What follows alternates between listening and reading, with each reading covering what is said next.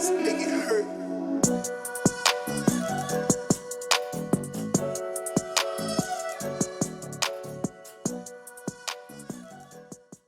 Hello, everyone, and welcome back to Willing to Learn, where we believe that when we know more, we can do more. I'm your host, Dr. Ashley D. Domínguez. Today's guest is Dr. Carlos R. Casanova.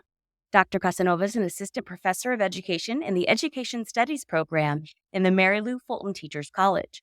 His research interests include social issues and social justice education and critical education for sustainable development. Specifically, Dr. Casanova explores the socio-political context of community-based organizations or after-school education programs. Casanova's research focuses on the learning and critical development that takes place as Latinx youth participate in conscious raising and culturally relevant program activities. Please welcome to the podcast, Dr. Carlos Casanova. Hi, Dr. Carlos Casanova. How are you? I'm good, doing good, Dr. Domínguez. How are you? Good. Obviously, we know each other. Not only did we both study under Dr. Julio Camarota, who I now work with at the University of Arizona, but we also met when I was a graduate student, and you were transitioning from being a postdoc and being an early career scholar at the Arizona State University. And I was luckily invited to publish with you and work on several projects from your dissertation work. Some of those pieces are now published, which is incredibly exciting. So, and congratulations to reaching that milestone. Yeah, of course. Thanks. And it was a pleasure. And I was also excited to work with you and connect with you. So it was a mutual collaboration. Yeah. So far you've had at least 3 or 4 pieces that have come out this year. Is that correct? Correct. Yep. Yep. And all from the dissertation work. Yep. Okay. So here's a couple titles for our listeners to check out. And I'm going to also link these in the show notes. Most recently, Social Protest as a Liberating Pedagogy of Praxis, Insights from Latina Youth Critical Action Towards Anti-Immigrant Politics, that can be found in the Social Justice Journal. Also, Countering Racist Nativism through a Liberating Pedagogy of Praxis, published in Anthropology and Education Quarterly. And also School Leader Loterias, How School Educators Respond to Latinx Student Performances of Their Lived Experiences with Racism. And that was published in the Journal of Research on Leadership Education. So as you were mentioning, all of this work goes back to your dissertation that you conducted in Iowa. But before we get into that, I'd like us to go back because we all love a good origin story. And if you would tell the listeners a little bit about who you are, your life, and what led you to this work. Yeah, of course. First of all, thanks. It's a pleasure to be here with you and talk and share a little bit about the work that we've done and the dissertation stuff. So yeah, a little bit about me. My name is Carlos Casanova. I have originally had family that were from Texas, so they were migrant farm workers that moved up to Michigan in the 50s and they ended up settling in Michigan in a small kind of rural manufacturing town called Adrian, Michigan. And it was common in the 50s for a couple by 5 or 6 families that went from Texas to Michigan and settled and worked the fields and tomato fields and migrant camps and all that. So I was born in Michigan, originally from Texas. So I'm like a 4th, 5th generation Tejano from Texas. So yeah, I was raised I have a big family in Texas. There's lots of cousins and we come from a pretty small town. And in that town, which goes on across the country, there was a lot of challenges and structural injustices and oppression that was going on within the criminal justice system, the public school system. And so my family, they went from factory workers and into the fields, from the fields into the factory workers.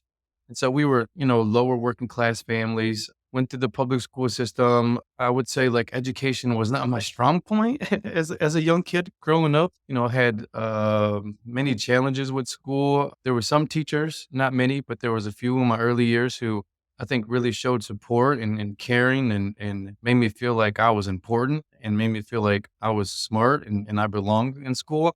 But also there was many, many experiences and examples of teachers telling me that I'm not going to amount to nothing. I'm going to be in juvenile detention center by the time I'm in middle school.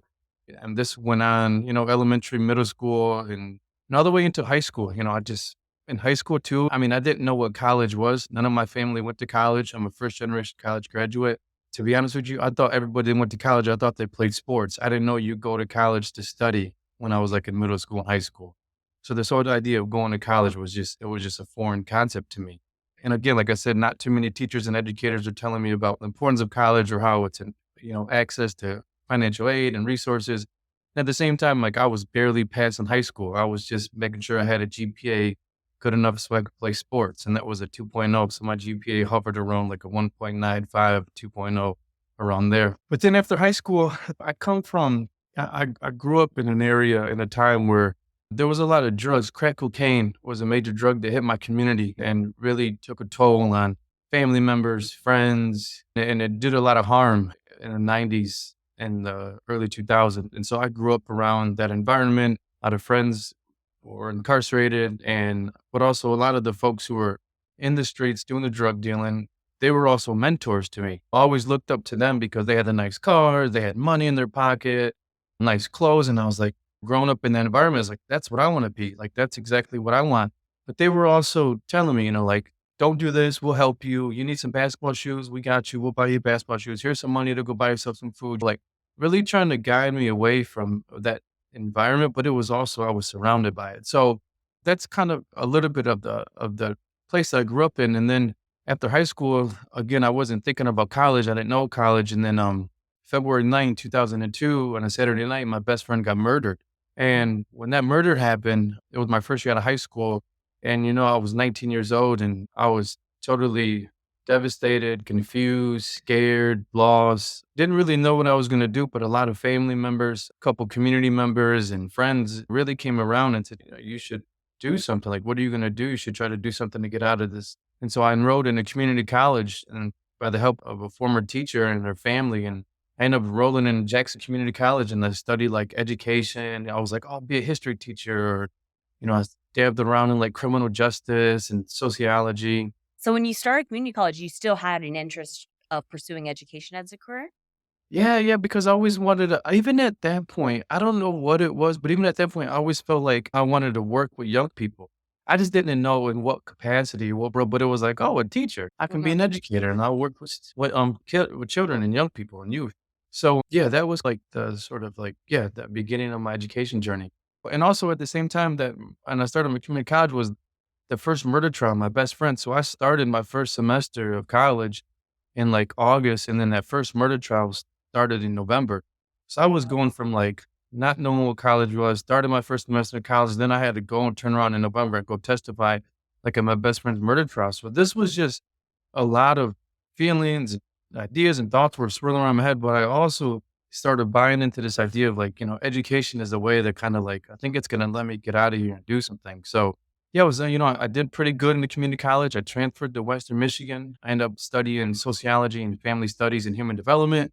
Then at that point, I started learning a lot more about, I started taking sociology courses about race and racism, gender inequality, social inequality, structural injustice. And that got me realizing and starting to think about why it was I grew up in the environment and the places that I grew up in. It started allowing me to make sense with it through an academic lens and a theoretical lens from the sociology theory. So that was like a really good moment for me. I was like, holy shit, it's not just our fault, right? There's structural, historical barriers that are put into place that continues to like keep us in certain areas. And, and this idea of like work hard and move yourself up, like that's only can take you so far. And not everybody's going to make it out from working hard in this environment that I come from. So that really opened up my eyes and made me think about a lot of stuff with the sociology courses. And then from there, my last semester, so this kind of leads into the dissertation work and how I got involved really with youth and young people. So my last semester in Kalamazoo at Western Michigan, I got a job at the Boys and Girls Club as a youth specialist. Again, I didn't know what a PhD was. I didn't know what I wasn't like, oh, I'm going to be a college professor. It was just like, I had a college degree, first one in my family. Like I knew I wanted to work with young people and in communities that I came from. So got a job at a Boys and Girls Club, and the community that I was working in was similar to what I was raised in. And there was these 15, 16-year-old kids who were getting murdered because of these drug issues and gang issues that were going on in this community. And so from that point, I just knew like community-based youth organization was my space and the place that I wanted to do my work in. So that's what started it off. And then I moved to San Antonio, Texas. And that's where I started really working with a lot of community-based organizations in the historic part of San Antonio and the west side of San Antonio. And that's when I started realizing, recognizing the power that young people have, the collective power when they come together around an issue and also like the strength and the assets and the beauty within our community.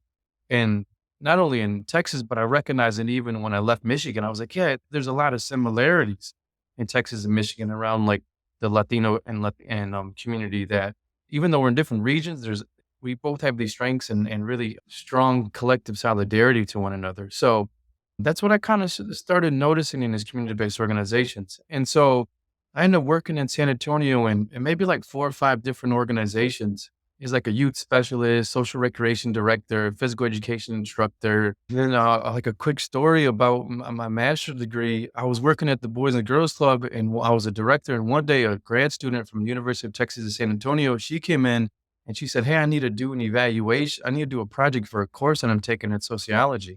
And it was a program evaluation course. And she's like, "I need to evaluate a program." And I'm like, "Okay, well, what is program evaluation?" And she tells them like, "We do that all the time here, you know," but she's like, "Yeah, but this is what I'm studying." We start talking and she's like, "You know, you should apply to the master's program at UTSA. You have undergrad in sociology." So I applied, got in it.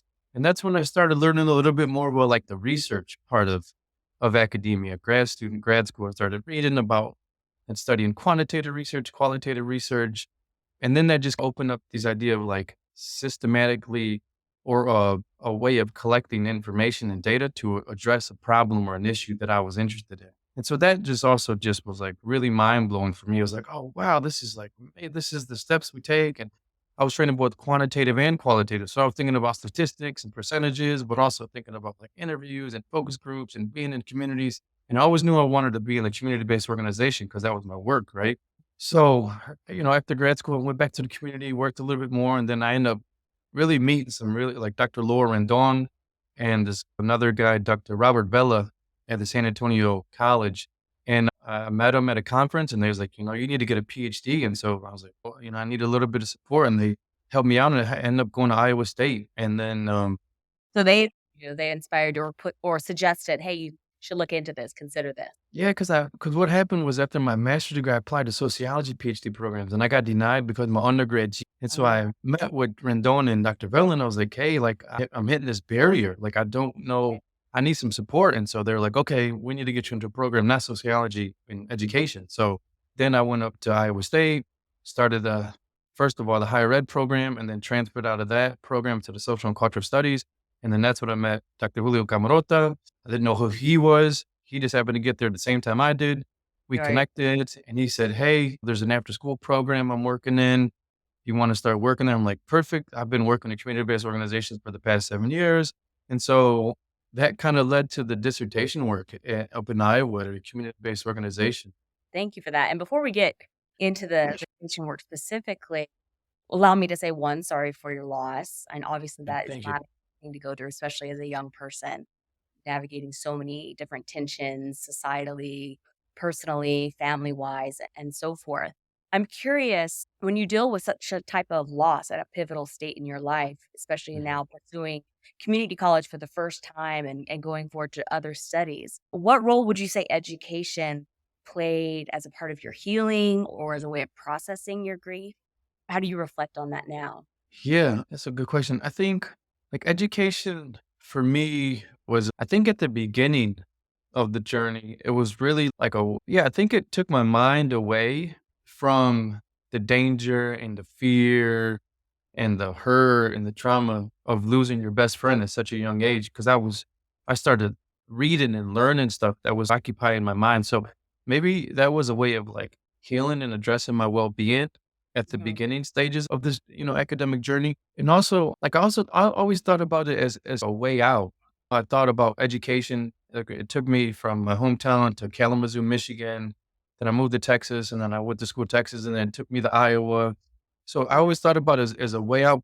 But now I think about education, at least the type of education that I've received around like really focusing on social and structural injustice, racial, gender, and immigration issues, like, there's liberating pedagogical approaches, social justice education. Like I think about those as my education as like a tool, right, that can empower and transform young people, but not really having them have to escape and leave where they come from. Mhm. Because like I think now being gone from my hometown after 20 years, like I'm itching to go back home to my hometown and do work because that's where I come from and that's like part of who I am and my history. So I feel like I would gone and education allowed me to get away. But now I feel like it's a way to also like, yeah, to tool and empower and work with folks from where I come from. So, and also not only where I come from, but in different states, because I've been using liberating pedagogies, social justice Mhm. education in Texas, Iowa, and now here in Arizona. So yeah, I think it was a little bit of healing and well being at the beginning, thinking about it as a way out, but now like as a tool that can be used to transform people in social situations. Yeah, I think that's it's also interesting because obviously I know your work very closely, and especially I know you draw on Paulo Freire's conceptualization of praxis, this idea Mhm. of reflection and action. And it seems coincidentally at this similar time, you were able to reflect and act in a way that can help future young people break generational patterns and cycles in urban or low resource, low funded areas for youth. And it now after hearing your story altogether again, it just makes me realize that almost you're giving opportunities to young people that perhaps your friend didn't have access to at that Right. time. Right. Yeah, totally. Like me and my group of there's like 6 of us, right, who I'm really close with since like 2nd grade, and we didn't have exactly everything you said. We didn't have access to this sort of education, and so when I do look at young people, tend to see, and also I do a lot of work with young women, young Latina women, but also had grew up with a lot of Latina cousins who are like similar situations. So whenever I'm in these spaces with young people, I see myself and my cousins and reflected in who they are, right? I know there's some differences, but I think we share a lot of similarities. So yeah, yeah. So now take me to Iowa. 'Cause I'm imagining Iowa. I'm trying to imagine a picture. I've never been to Iowa. So you tell me what it's like on day one arriving to Iowa and setting foot on campus. It was a culture shock, to be honest with you, because I was coming from living in downtown San Antonio. Like I moved, I was there for 9 years. So I picked up my stuff and I moved up there. And I remember kind of a sidetrack, but I remember I went to my hometown before I went to Iowa before that summer, before like the first week of August. I went to my hometown and I spent like 2 weeks there because I just wanted to hang out with my friends and family and really celebrate this moment that I was like, I'm going to go start this PhD program. And I wanted to be with my dad, my family, my boys that I grew up with. So we hung out, we celebrated for 2 weeks. And then so I took a train all the way from Ann Arbor to this small town in Iowa. So it was like a 15-hour train ride. And so I'm in this train just reflecting on like, and like just kind of like, again, like where I'm coming from, the challenges, like the great people who I met that have been supportive for this 12, 15-hour train ride. Cause I'm like, man, I'm about to embark on something that nobody that I know or grew up with ever got here. Like we don't know what this is. So that was a really like powerful moment, I think, at the beginning of my PhD work. And then I get there and my roommate, he was from Brooklyn. And so he picks me up and it's like 11 o'clock at night and he picks me up at this small little town at the train stop. And he's like, man, all these cornfields and you can see the skyline. And I'm used to seeing skyscrapers. He's like, man, I don't know how long I'm going to last here. I don't know if I'm going to be here for a while. So he picks me up. We end up driving to our apartment in Ames, Iowa, and woke up the next day. And to be honest with you, actually, I was ready to leave as soon as I got there. I was like, this is not going to work. Like, I'm in Iowa. Like, it was like me going back to the Midwest, back to Michigan. And when I was down in San Antonio, it was just so many like Tejanos and Latinos that I was just surrounded by family and culture and traditions that I got accustomed to. Then I went up to Iowa and it was just a lot of it was just a lot of white people and it was the time, Trump was just coming into office at that time. So he was really highlighting this anti-immigrant, anti-Mexican, anti-Latino, Latina rhetoric and policies. And so yeah, it was like I walked into a perfect storm when I started this PhD work. So I was in higher ed for the first semester, but I just ran into some professors. They were not supportive and they didn't believe in my capacity to do the work with this assistantship that I had. And so I was getting questioned a lot. I was actually getting like verbally attacked in front of other students by professors in this research assistant position that I had.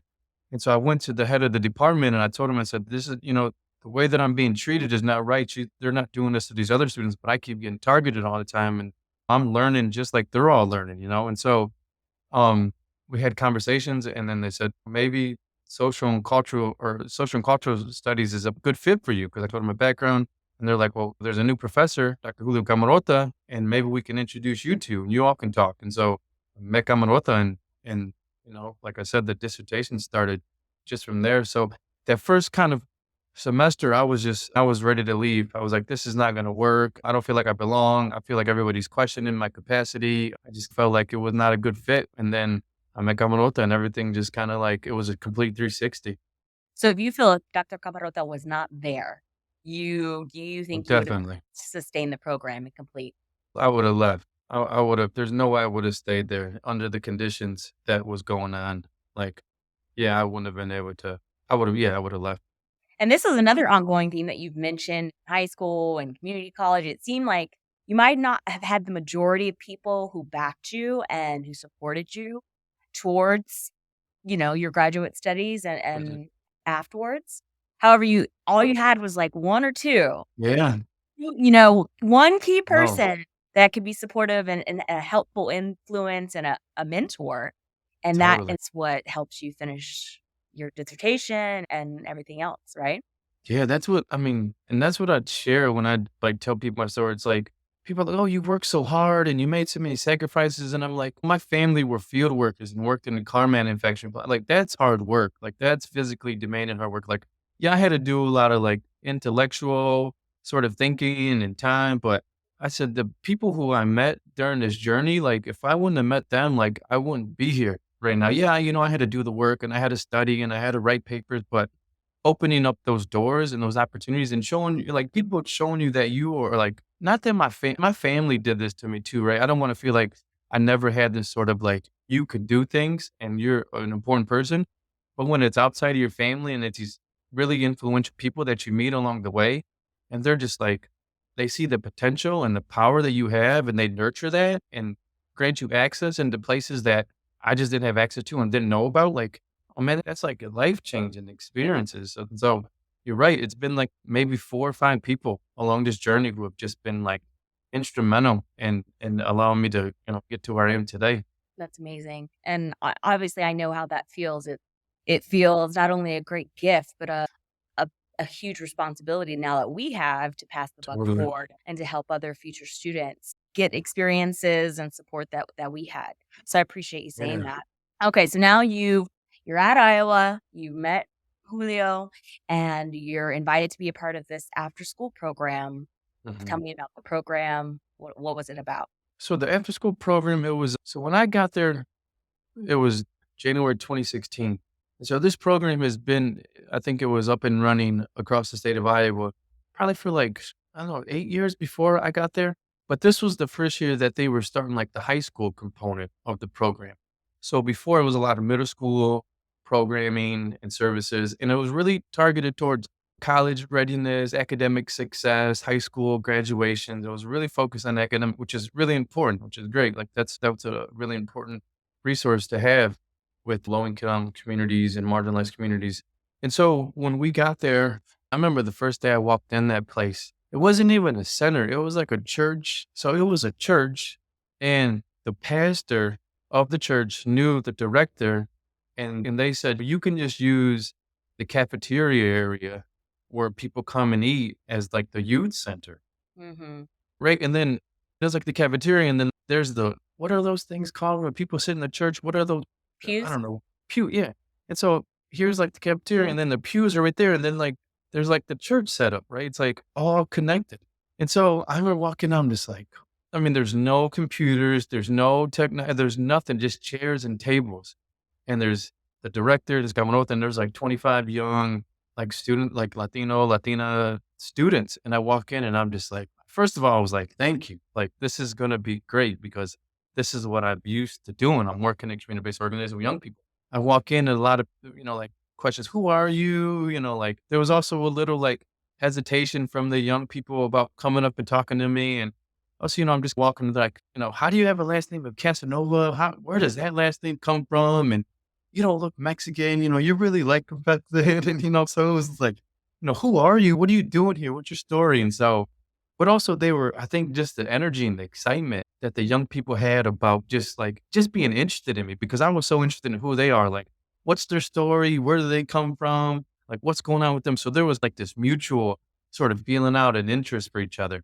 But I left that first day, And I was just like really excited. I was like, man, if I can do this for the next like 4 years, like this will be a great experience in Iowa. Like I'll be good.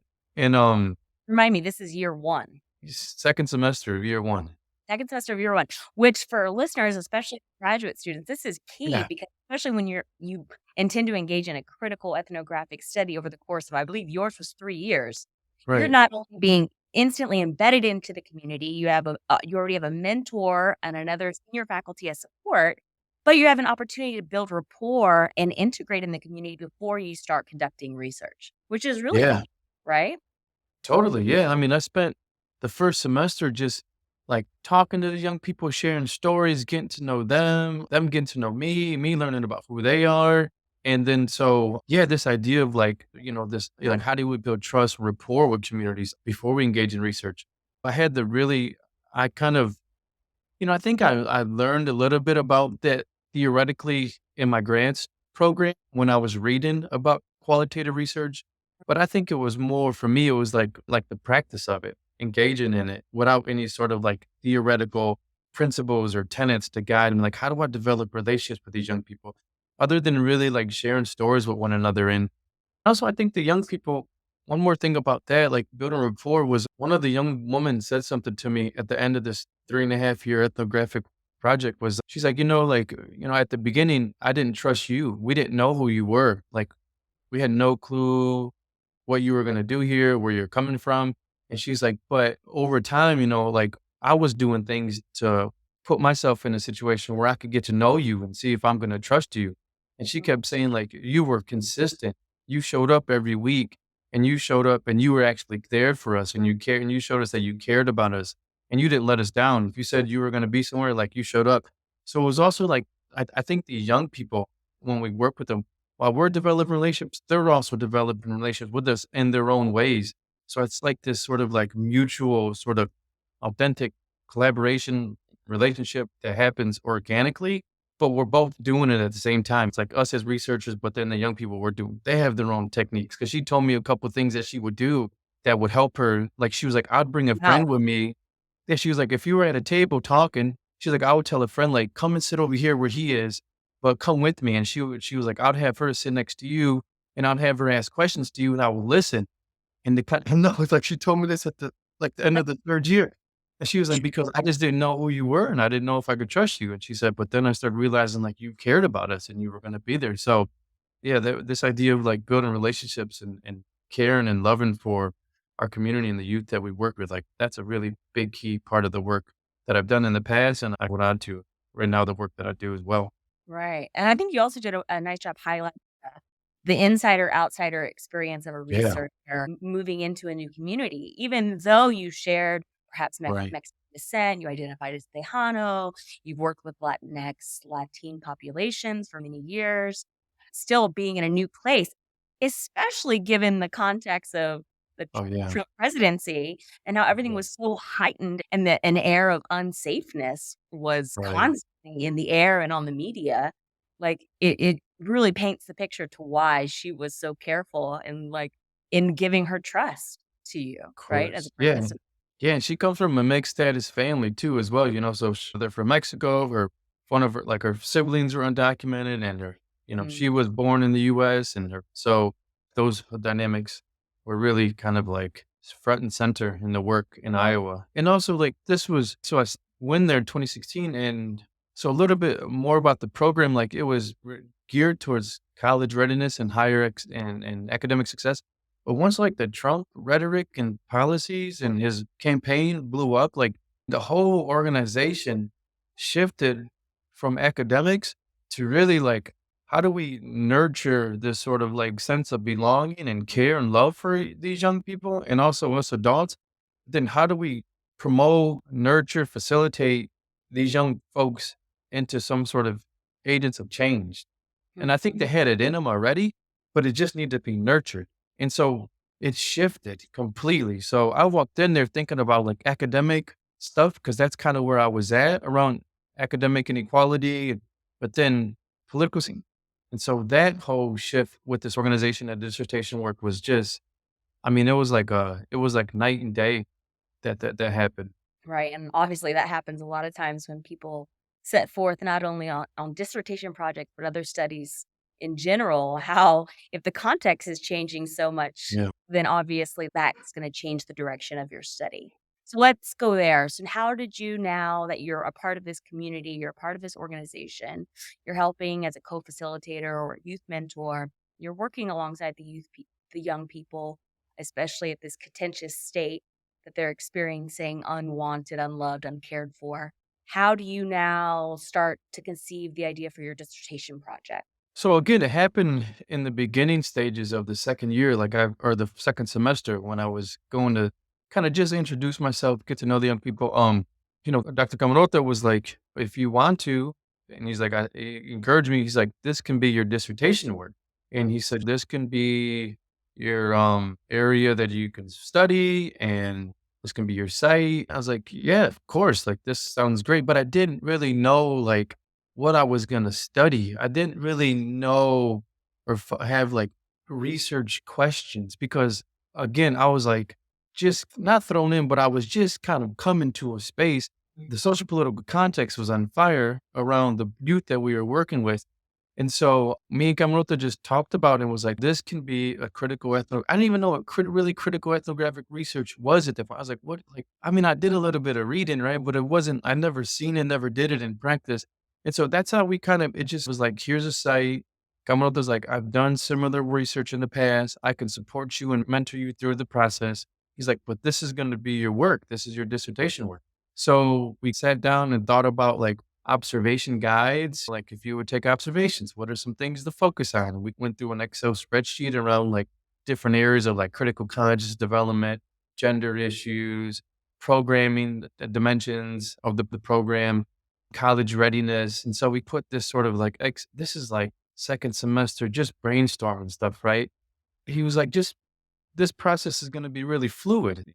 You don't have to have a research question. It's not like you're going there only focus. He's like, just be open to what's happening and just be aware and focus on certain areas that sort of like you find really important and they continue to kind of emerge and stick out while you're there. It was just kind of like, here we go, let's do it. This is going to be your dissertation work. And then as time went on over the year, first year, like I would take observations, like audio record myself when I left the site because I had like a 45-minute drive from the site to my apartment. So I would just talk to myself on the drive home about stuff that I was observing and what I was seeing. And then I would also talk to Camarota about like, this happened, I saw this, like, how do I make observations about that? Like, when do I start talking to the young people about some of the things that I'm observing? Is it okay that I talk to them about the things I'm observing during the process, or am I going to mess up the research, right? Like how much my emotions is impacted related to the research and how am I influencing the study and all these sort of academic beginning stages of learning about research. I think what many of us go through, I was like living it and going through it. I appreciate hearing that. I'm sure some listeners will, especially graduate students, will appreciate hearing that as well, because sometimes you think, oh, well, I have to have it all figured out. Yeah.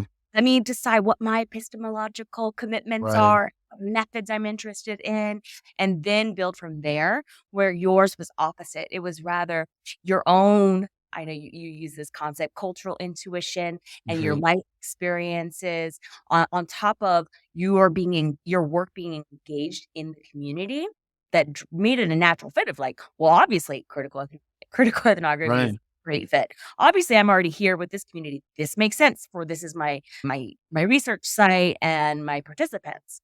And Mhm. so the work being engaged in the community and helping the young people is what drove everything else rather than it being the other way around.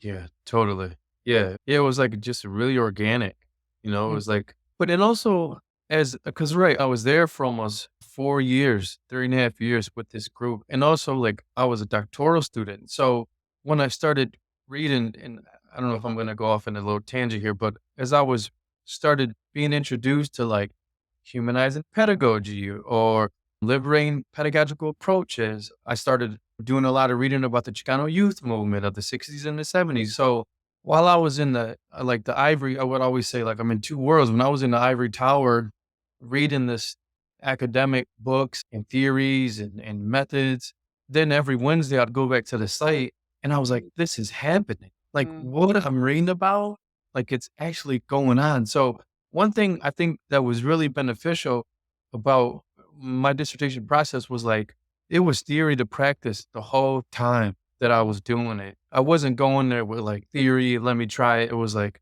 no, we're reading about it. As I'm doing these articles, I go and then there's like this liberating pedagogical approach happening in this after school program. There's like young people organizing or we're working with young people to have them really unlearn what they've thought about who they are and their limited capacity to make social change. And we're transforming this and working with them to develop this idea like I'm a change agent. I can engage in transformational resistance and I can make institutional structural societal change. So how like that for me was just something that was really, really, really special. You know, it was a really special part of the process of the dissertation work to see it happening Mhm. throughout the time. That's so funny that you say that because I remember leaving the K through 12 classroom as a 6th grade teacher before I started the PhD. And I remember in that first year being inundated with so much reading and so much Right. writing and feeling that disconnection from being with students, being with young people, being with community. And I think I got really poor advice in that it's like, no, don't worry about that right now. Don't worry about teaching. Don't worry about being with youth. You need to just focus on becoming a Right. researcher. Right. And that's I felt so discombobulated, and I didn't feel a synergy that was happening in my work. So fortunately, in the 2nd year, I took matters into my own hands Good. and followed other advice, Uh, one that I thought was more fruitful and relevant to my approach to research and my values in research. So it is very cool to hear you say, like, yeah, I was reading about it and I was becoming a researcher, I was doing all this, but I was seeing it in action every time I was going to yeah. these weekly meetings and how instrumental that was to your development as a researcher as well. That you don't have to shut yourself off from your community or Yeah. hide away in the library for hours and Totally. hours and hours on end without being front face interacting with the communities you wish to support and work with, Right. right? Yeah, totally. I completely I, like, agree with you 100%. And it's also just, I mean, maybe I don't know, maybe I made a lot of mistakes as a researcher from the sort of traditional ways of doing research Mhm. about like, you know, you develop these object or this research question, you develop these tools and the way to but I think my experience was just totally different from the sort of traditional way of doing research.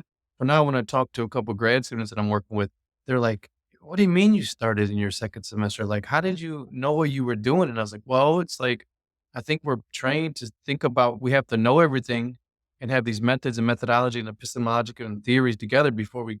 I said, "But I don't. That's not how I was trained, and it Mhm. worked out pretty well for me. So there's different ways of doing it. So." That's what I'm having a lot of questions right now with my these current doctoral students that I'm working with. And like, so I don't have to wait? No, like, no, you we get started. Okay. So it's like, let's not wait if we don't have to. Right. Okay, so you're now at this point, I'm guessing, collecting data, you're Right. having interviews. Tell me a little bit about the programming that youth are being involved in and about the data collection process. Yeah. So the programming at this point, you know, like we're probably like 2 years into a year and a half. So the curriculum that was developed, and I'm just starting to write a little bit about this experience. It was like our 2nd year, the first summer we came together and we brought a couple of 4 or 5 young people together to work with the 3 adults, the director, Camarota, and myself, to develop a curriculum for the program. So we as adults were like, we just don't want to come up with all the ideas. We want the young people's voice, interests, topics that they want to explore around, I think at this point, the young people were like, they were starting to buy into this ideas of like talking about social political context, talking about like activism, talking about social justice education, talking about immigration issues and topics and how it's impacted their communities. So they were kind of like buying into it and really getting a little bit more interested in it because at first they wasn't. I think many of them came into this program. We just got to work hard. If we're not working hard, it's our fault. We're not determined. There's no such thing as racism. There's no such thing as gender inequality. We can't make any change because who are we to make any type of change? Like 80 or 90% of the young people came into this space like that. Maybe they were thinking other things, but that was shared often in the beginning of the program when we try to introduce them to these ideas and around social injustice and institutional barriers. And it was really kind of a challenge for them to at least sort of accept and think about it. So that first summer we came together and we all created a curriculum. So this curriculum was basically developed. We started implementing the second year. And then also at that point, the three adults and also the young people, we started like co-facilitating weekly meetings with each other. So one week it might be myself and two other youth leaders. And so I would meet with the youth leaders before the program started, and we'd say, okay, this is the topic we're going to talk about. Like, how do you all want to structure the program or the lesson or the activity? Like, how do you all want the young people to sit? What type of questions you want to ask them? What's the activity y'all want to do? And so it was this sort of curriculum that was co-developed and constructed with adults and young people. There was like this pedagogical approach of being implemented, co-implemented with adults and young people. And I think just the idea that we were all working together, I think in designing and facilitating the program, I think that's what really helped to develop this family unit and belonging and together and feeling like everybody's equal and everybody's voice and ideas matter.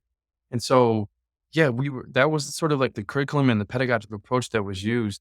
And it was all, I mean, most of it was geared towards introducing them to educational and anti-immigrant politics, introducing them to the history of like activism and organizing, and a little at the end about the sort of well, solidarity and collectiveness was also part of it.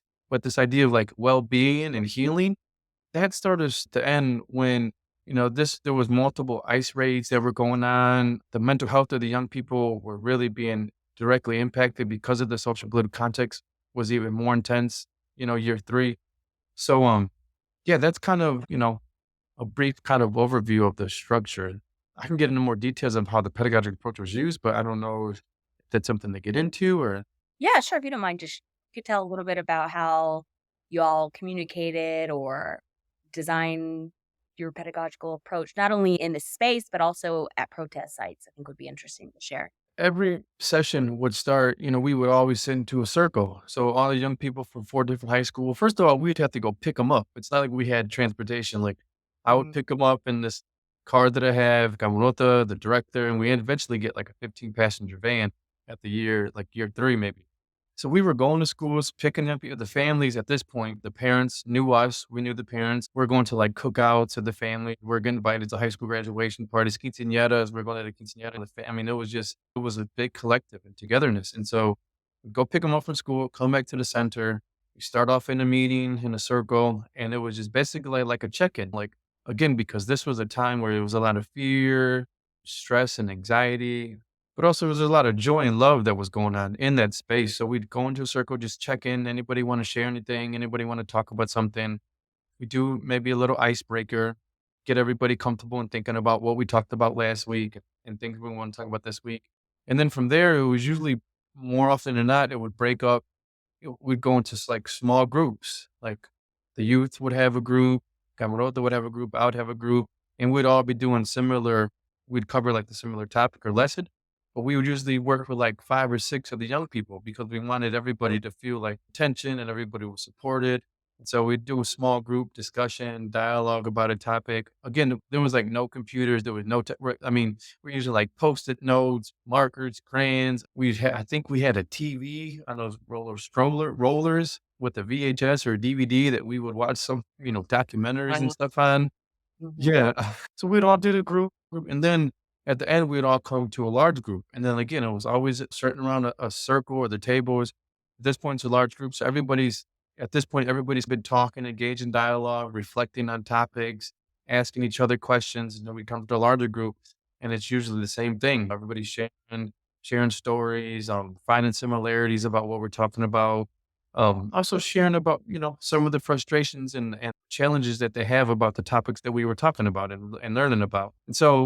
And then after that, we would do a circle and we'd do like a little, everybody's decompress about the day and what we're going to talk about next. And everybody will hold each other's hands and we would count to 3 and then we'd turn around and say, see some weather. And then everybody will leave at that point. Everybody give everybody hugs, everybody's safe and feel good and come back and hopefully see everybody next Wednesday. And so that was like the routine of the center. And then with the organizing and the protests, man, I think, as I said in the beginning part of this, like the young people came to this program, And I'm not saying that they didn't have it in them. I'm not, it just wasn't, they wasn't, talking about it. They wasn't taking this initiative.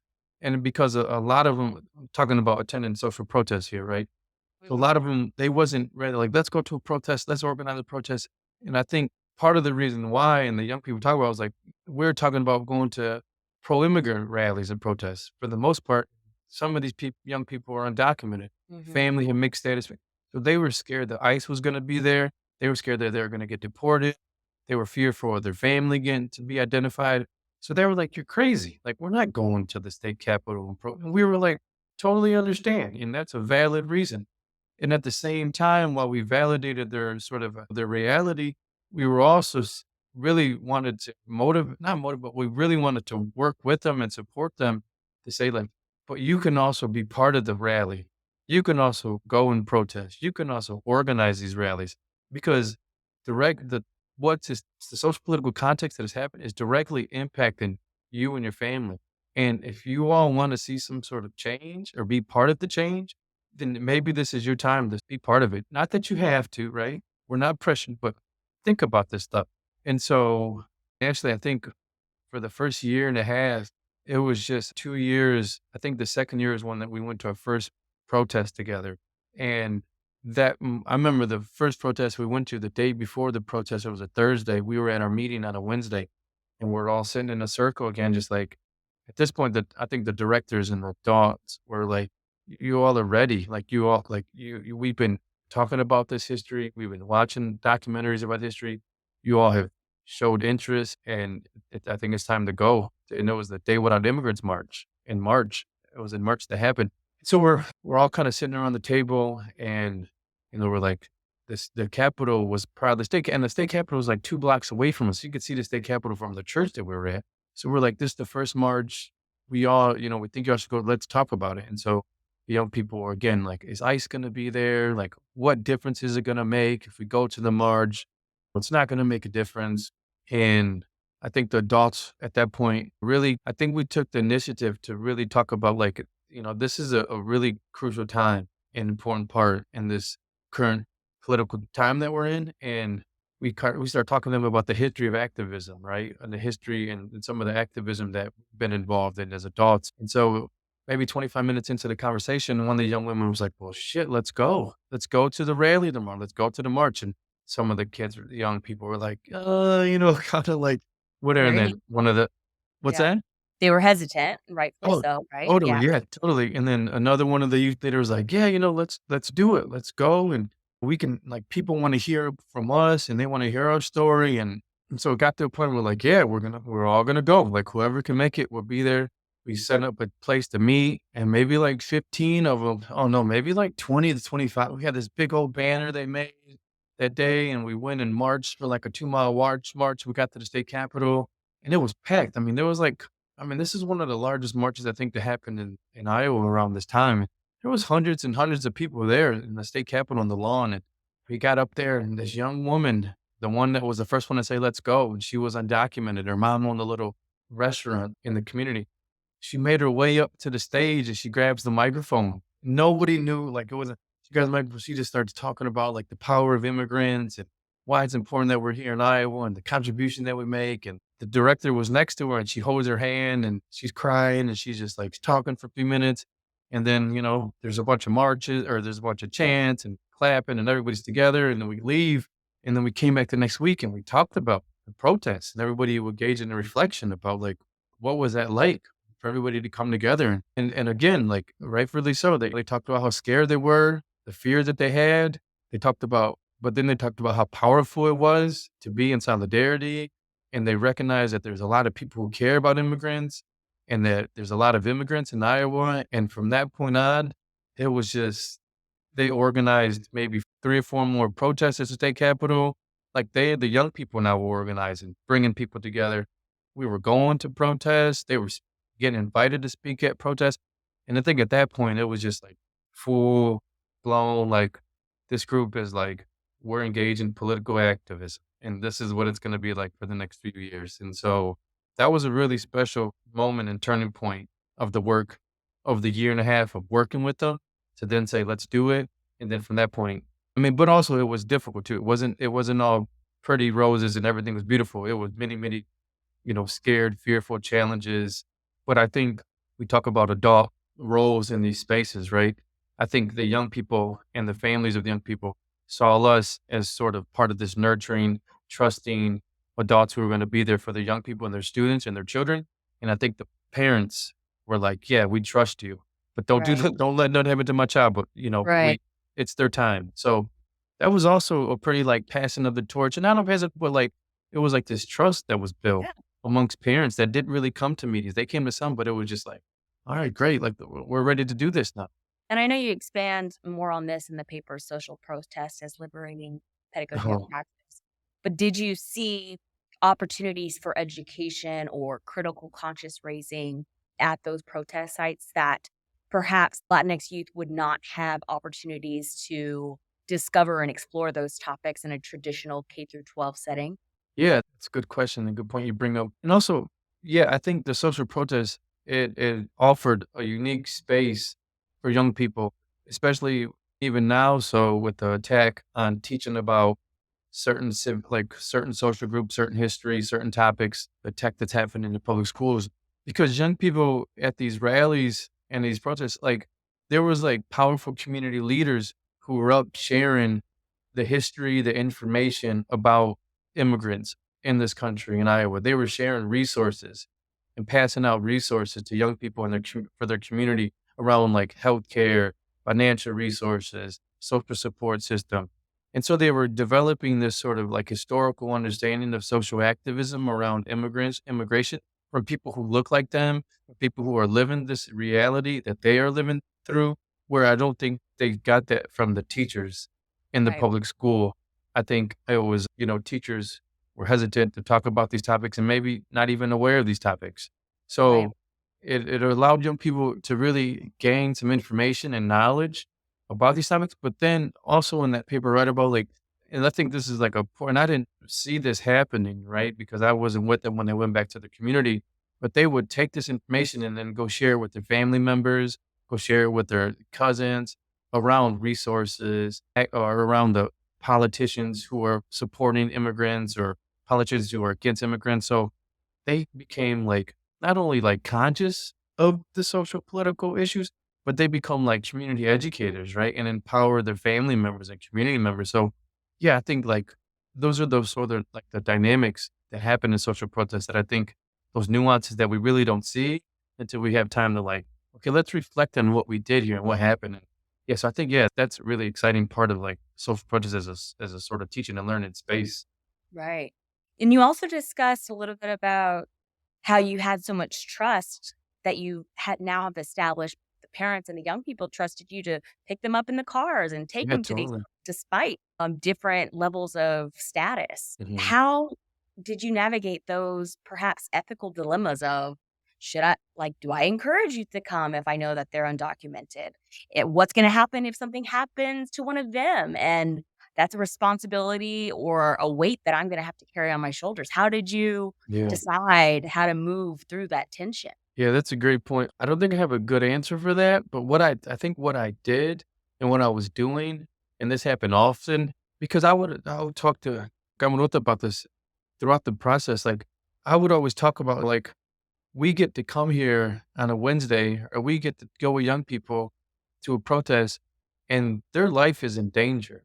Like they're fearful and they have every right to be fearful. And here we are encouraging them. And then we get to go back to Iowa or to Iowa State, back to the ivory tower, back to our apartment and read and study and think deeply about this. I think it really took a lot of toll on me emotionally because I knew I couldn't do anything police or ICE agent, I don't know what I would have done other than try to use the resources that I have and the Mhm. connections and support that I have to get them access and try to help them and support them in any way that I can. But that was something that really tore me up a lot during this process. And I reflected a lot about it in all the recordings. I'm just talking to myself about it, really talking to Gamalota about it. Say, man, look how privileged we are. We are privileged folks because we can go research this reality and then we go back to the ivory tower and everything's good. I don't have to worry about ICE come knocking on my door. And this is what the young people are fearful of. And so, yeah, that was something I thought about a lot, and I think it was also the parents, like, I mean, I'm grateful that they trusted us so much and had this sort of faith that we wouldn't let nothing happen to their children. Now being a father, man, like, I don't know, that would be really hard. I would have to think about, like, what that would take for me to let my daughter entrust in the hands of another person. So I think so it was a lot of, like, emotional and things I had to talk to myself about.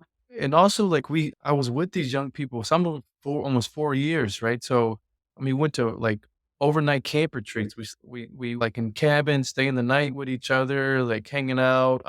So I think it was a lot of just trust that was developed, and I know trust can only go so far and when their life is at danger, but it was just something happened in that moment, in that time that we just came. And also, I think one thing, a lot of them were young women. I grew up around powerful, strong women in my family and also who are my mentors.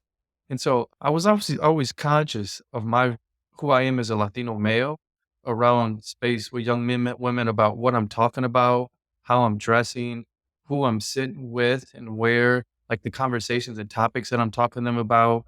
Yeah, it was I went because I didn't want to trigger anything because I didn't know there's experiences around male and these gender dynamics that they may have experienced. So I was just really conscious about that. And I think the young woman at the end of the exit interview told me about that. And she talked about this sort of like, we appreciated you letting us talk and letting us come to you instead of you coming to us. It's a pressing issue about having these conversations. So took a back step at the beginning or back, like kind of background, did a lot of conversation with the young men because I didn't really know how to navigate. That was something I didn't know how to navigate with the young women so much around these topics. But then as the time went on, it was just, I mean, they were the ones in the front lines. The young women were the organizing and speaking at the rallies. So it was a beautiful moment.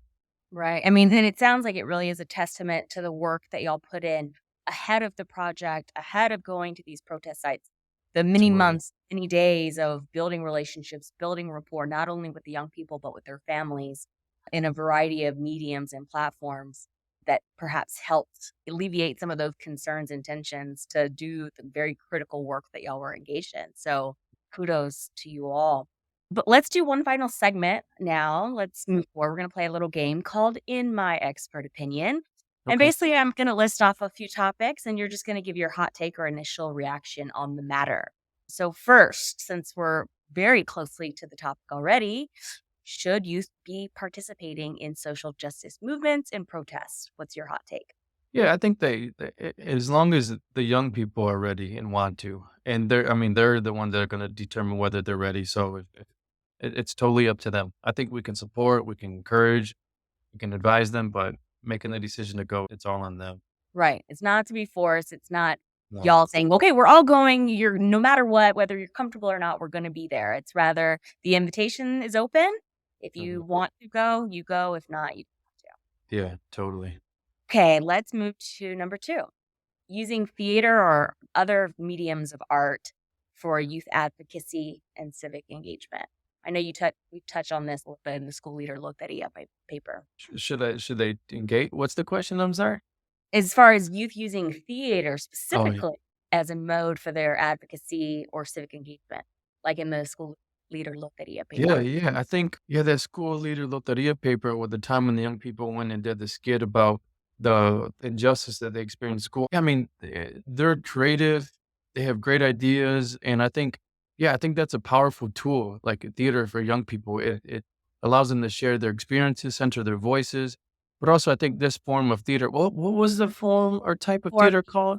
yeah, What's it called? forum theater Forum. created by Augusto Boal.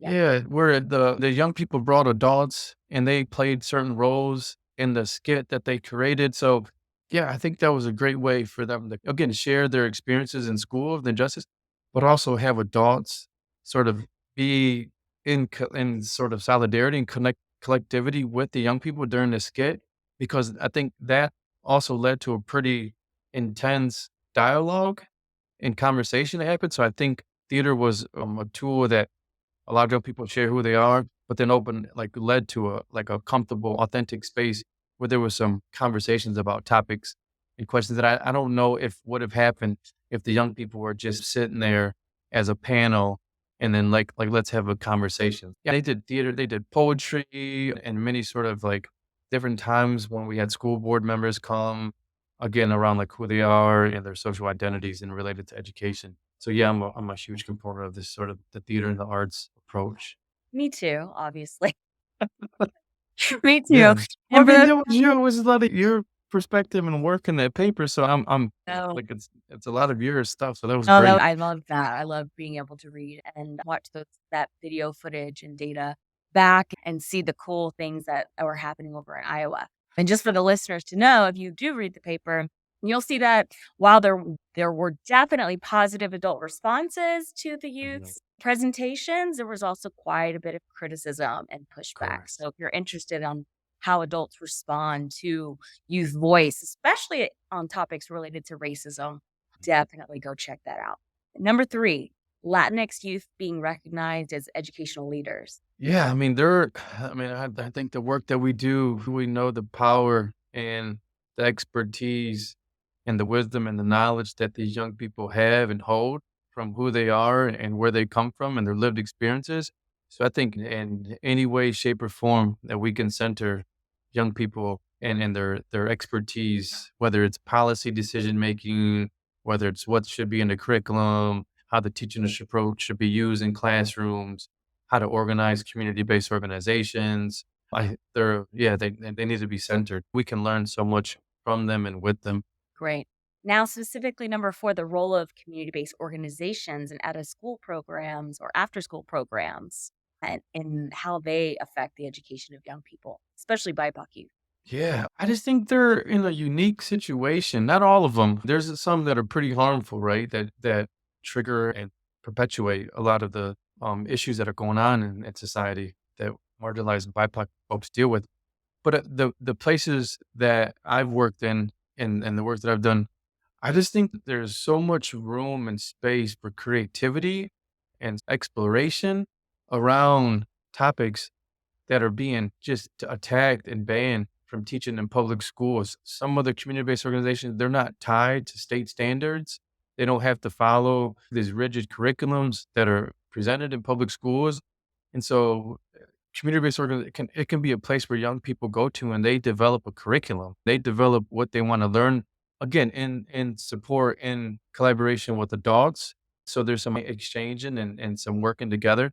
But yeah, community. And also, I think they're a sanctuary. They're a place where young people go, and for a lot of them, it's where they feel like they're important. Not that they don't feel important in their communities' homes, but maybe I think in public schools, a lot of them feel isolated, ignored, silenced.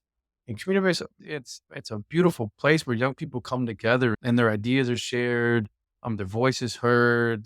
There's a sort of trust and togetherness that goes on, and also there are challenges, like, there's also issues in those spaces as well. So, yeah, I mean, those are key spots for me from young people, I think.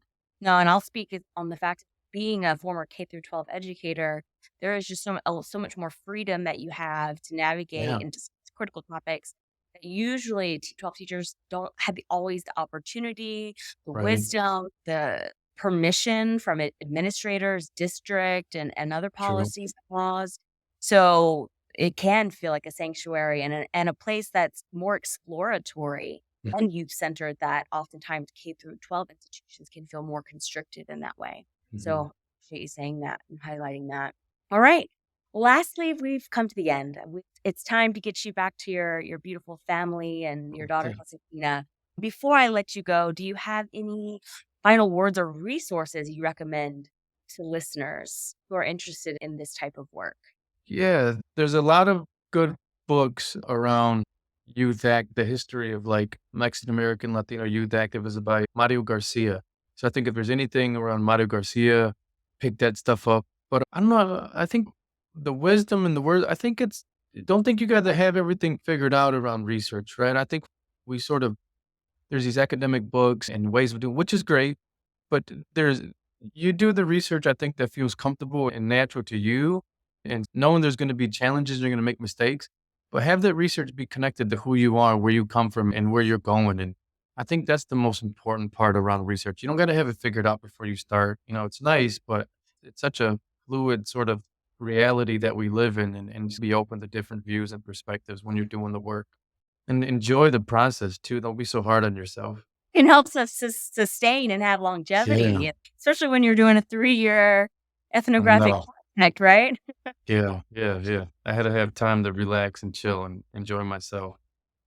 All right. Thank you, Carlos, Dr. Casanova, for coming on. Please tell the listeners where they can find you. Yeah, thank you, first of all, Dr. Dominguez, for this opportunity. You can find me at C Casanova or CASANO3 at ASU.edu. And then also I'm on Twitter, LinkedIn. I don't know my handle name. Sorry about that. But you can also look me up at ASU and Mary Lou Fulton Teachers College. All right. Thank you so much for coming on.